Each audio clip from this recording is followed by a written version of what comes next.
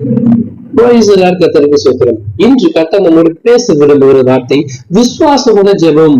ஆமென். நம்ம எல்லாரும் ஜெபம் பண்றதா இருக்கோம். ஆனா ஜெபம் எப்படிப்பட்டதா இருக்கிறது? விசுவாசம் ஜெபம் பண்றோமா? ஜெபம் பண்ணி பார்ப்போம். வந்தா வரட்டும் வராட்டி போட்டுன்னு சொல்லி நம்ம கவனக்குறைவா ஜெபம் பண்றோமே தவிர அந்த ஜெபம் விசுவாசம் தான் இருக்கணும். என் தேவனால் கூடாத காரியம் ஒன்றுமே இல்லை, என் தேவனால் இது எல்லாம் செய்யக்கூடும் என்று விசுவாசம் ஜெபம் பண்ணணும். வசனம் சொல்றதுன்னா விசுவாசம் உள்ள ஜெபம் பெண்ணியாரை ரட்சிக்கும், கர்த்தர் அவனை இருப்பார், அவன் பாவம் செய்தால் அவனுக்கு மன்னிக்கப்படும்.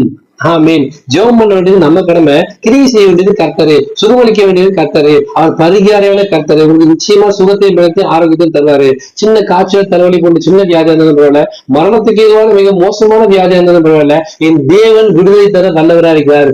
மருத்துவரின் அறிக்கையை மாற்றி போடத்தக்க மகத்துவமான வல்லமை, என் மகிமை நம் தேவனிடம் இருக்கிறது.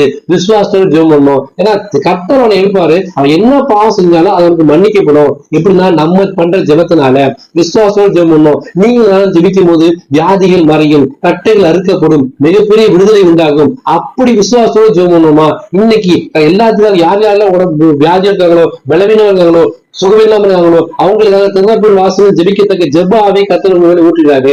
ஜாமக்காரை போல விழித்திருந்து எப்போது விடிமணி விடி காத்துக்கும் ஜாமக்காரை போல நம்ம என்ன பண்ணணும்? விழித்திருந்து ஜெபம் பண்ணணும். ஜெபம் பண்ண ஜாக்கிரதையா இருக்கணும். ஜெபத்துல விசுவாசத்தோடு ஜெபம் பண்ணணும். விசுவாசம் ஜெபம் பின்னாடி ரட்சிக்க சொல்லி கர்த்தாவே நான் இவனுக்காக ஜெபம் பண்றேன், அவங்க வியாதியிலிருந்து விடுதலை தாங்கன்னு சொல்லி ஜெபம் பண்ணுங்க. கர்த்தர் உங்க ஜெபத்தை கேட்டு நிச்சயமா எல்லாருக்கும் சுகத்தை பெற்று ஆரோக்கியம் தருவாரு. அப்படிப்பட்ட விசுவாச வீராக கர்த்தர் உங்களை எழுப்புவாராக. ஆமென். God bless you.